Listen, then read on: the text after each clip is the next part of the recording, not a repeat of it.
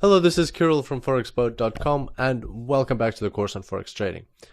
Today we will talk about the Forex market participants. So here's the Forex market and who are the major players here? Well, first of all, of course, it's governments. Governments use the Forex market to meet certain economic goals, whether it's to have a lower exchange rate compared to a certain currency or a higher exchange rate. It all depends on whether the country is importing or exporting goods and many various other factors.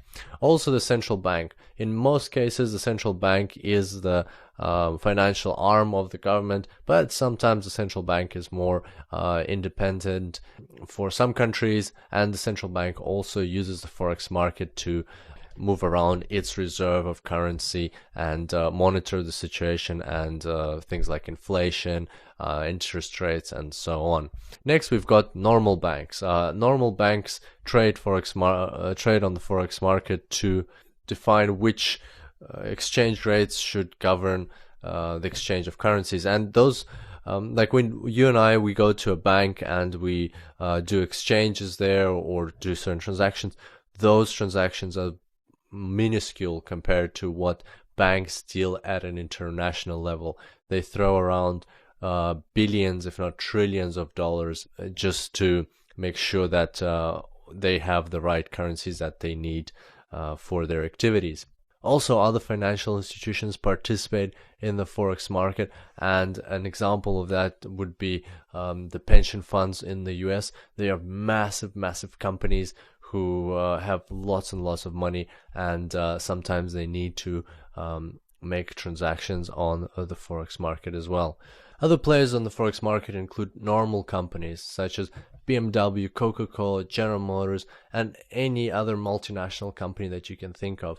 And that's because these companies have operations across the globe, and therefore they are forced to convert currencies all the time in order to pay suppliers, pay employees, and so on. For example, Coca-Cola might be paying some employees that it has somewhere in India and would have to convert dollars into rupees. Or, for instance, BMW might be ordering some parts from Japan, and that way they have to convert euro into yen and pay for those parts. Another good example is when BMW might order the parts from Japan and get them, but they only have to pay for them in 1 year.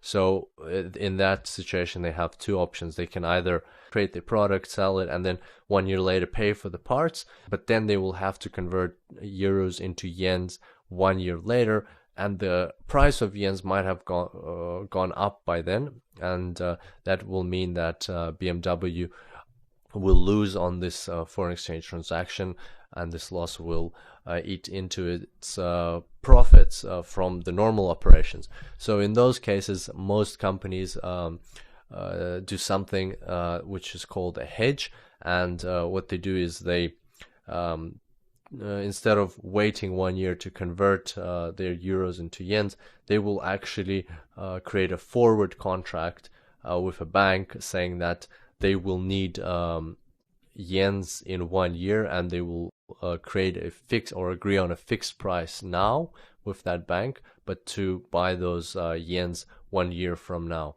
That activity is called hedging, and therefore these companies are sometimes referred to as hedgers. So these are instances when they don't need to buy the other currency immediately, but when they will need it later on, and so they're called hedgers because they're hedging themselves or protecting themselves from this foreign exchange risk. And actually a lot of companies across the globe undertake this activity.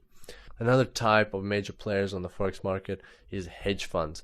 Hedge funds are actually funds that are, or organizations that are designed to speculate on the Forex market and bring profits to their investors. So even though they're called hedge funds, they're mostly, well, now they've kind of developed to become very aggressive and profit seeking. So they take on large funds from investors, and then they try to trade this money on the Forex market to make profits and They earn fees, and plus they earn commissions if they do create profits.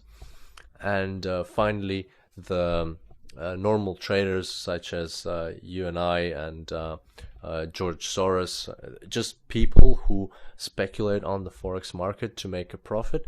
So they're also participants of the forex market, and for example, George Soros was able to make over $1 billion of profit in 1 month. That's one of the reasons why what he's famous for. So all of those participants together, as you can imagine, create massive volumes of money.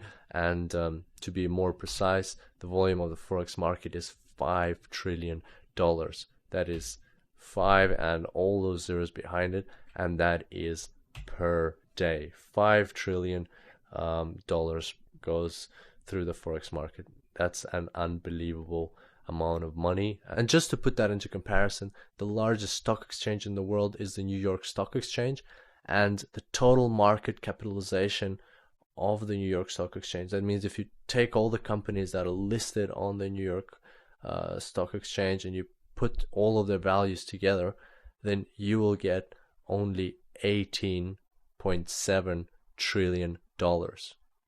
And that's the total capitalization of that exchange. Whereas on the forex market, you have $5 trillion going through the market per day. And that just shows that the forex market is by far the biggest financial market in the world. So that sums it up for today. I look forward to seeing you on the next tutorial, and until then, happy trading.